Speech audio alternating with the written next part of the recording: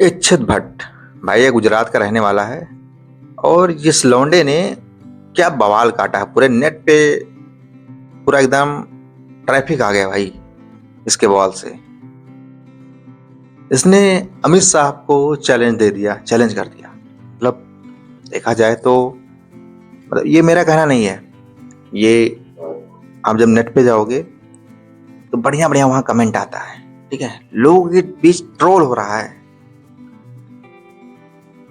भाई। हुआ यूं कि ये पहुंचता है केबीसी में, हमारे बच्चन साहब बढ़िया से इसका स्वागत करते हैं और उनकी हॉट सीट जो है उस पर बैठा जाते हैं, बातचीत होती है और फिर आता है सवालों का दौर, सवालों का सिलसिला शुरू होता है। अब इसमें प्रॉब्लम ये होती है कि ये सीधे सीधे कहता है कि देखो मुझे सारे रूल पते हैं, ठीक है, आप मुझे समझाने की कोशिश मत करो, आप मतलब सिर्फ सवाल बताओ बस। बच्चन साहब थोड़ा मतलब बच्चन साहब भी बच्चों की तरह फील कर रहे थे, तो बच्चन साहब सवाल पूछते हैं, बिना ऑप्शन के जवाब दे देता है।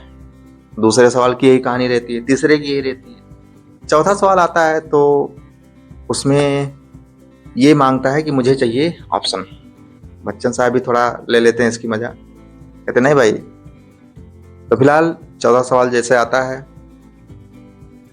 बता तो नहीं पाता ये, बट वहां से इसको निकाल दिया जाता है, निकल जाता है वहां से बिना कोई राशि जीते हुए।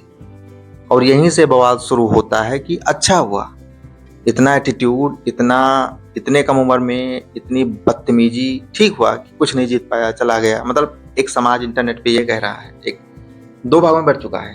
एक बच्चे की क्रिटिसिज्म को लेके और एक अमित साहब की धैर्य को लेके बात कर रहा है। इसमें बच्चे के परवरिश की बात हो रही है कि इसमें स्कूल की गलती है, माँ बाप की गलती है, बच्चे को कुछ नहीं सिखाया गया। फिर इसमें बात होती है कि बच्चे, एक समाज कहता है कि बच्चे की जो कहानी है वो एकदम फेयर है, मतलब बिना किसी डर से एकदम अच्छी तरीके से अमित साहब को कोई मतलब आइकॉनिक ना मानते हुए अच्छे तरीके से सिर्फ बात कर रहा था। जो उसका काम था उसने किया, स्टेज पे जाके एकदम बढ़िया से खुल के उसने काम किया, जो उसके उतने कम उम्र में बच्चे करते हैं। फिर दूसरा ये कहता है कि भाई जो हम नदी नहार ये सब बचा रहे हैं, क्या इन्हीं के लिए बचा रहे हैं? इनको ना बोलने की तमीज है क्या? इन्हीं के लिए हम सब ये कर रहे हैं? कुछ ऐसा माहौल बना दिया है इस बच्चे ने, एकदम पूरा इंटरनेट अमित साहब और इस बच्चे से भरा हुआ है। बात शुरू हो गया, बच्चे को अलग तरीके से ट्रीट किया जा रहा है, कहा जा रहा है सम्मान, शिष्टाचार, लहजा कुछ नहीं है इन सब में। क्या ऐसे आने वाले जो जनरेशन है, क्या ऐसे ही आगे कहानी होगा? इसमें फिर बात किया जाता है सिक्स पॉकेट सिंड्रोम की। एक्चुअल में क्या होता है, पहले थे हम दो हमारे दो, लेकिन अब समय है कि एक ही बच्चा करना है।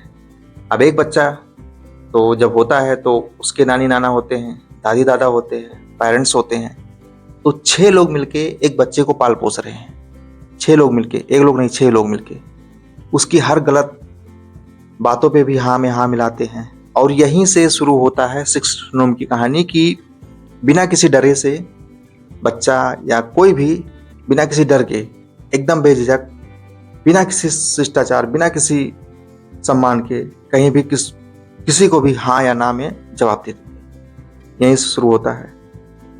आपके बच्चे भी शायद ऐसे पल रहे होंगे, तो उम्मीद है कि आप इस कैटेगरी में उनको शामिल नहीं होने देंगे।